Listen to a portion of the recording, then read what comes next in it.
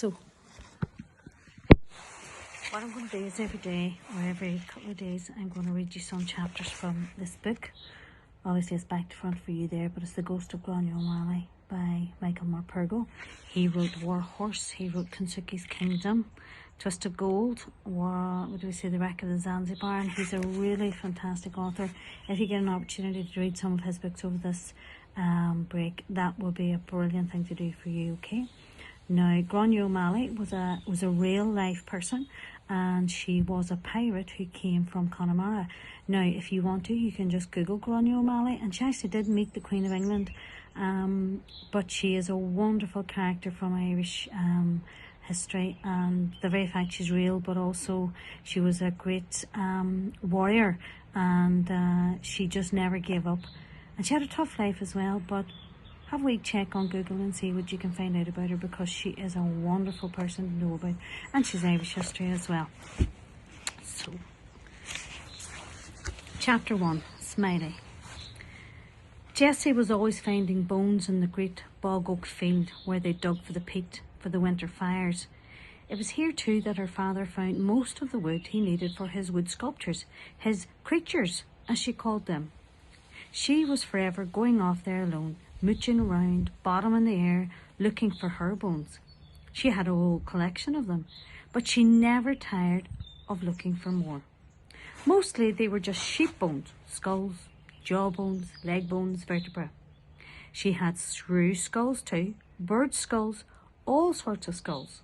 But there was one skull she found that was unlike any other, because it was a human skull. She was quite sure of that. She never said a word to anyone.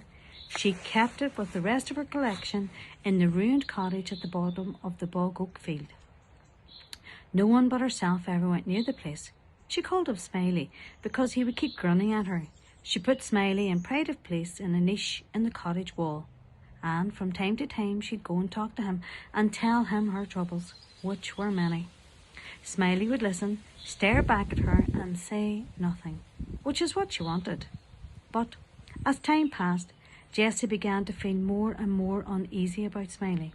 So, one day in confession, she told Father Gerald about the skull, partly because she'd been worrying herself about it, and partly because at the time she could think of no other sins to confess.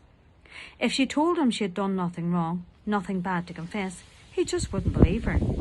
She tried that before. So, she blurted it out about Smiley. She told him everything. But she could tell from the tone of his voice that he just thought this was another one of Jessie Parsons' little white lies. Bones should be buried in hallowed ground and left undisturbed, Jessie, he said sonorously. Then the souls of the departed can rest in peace.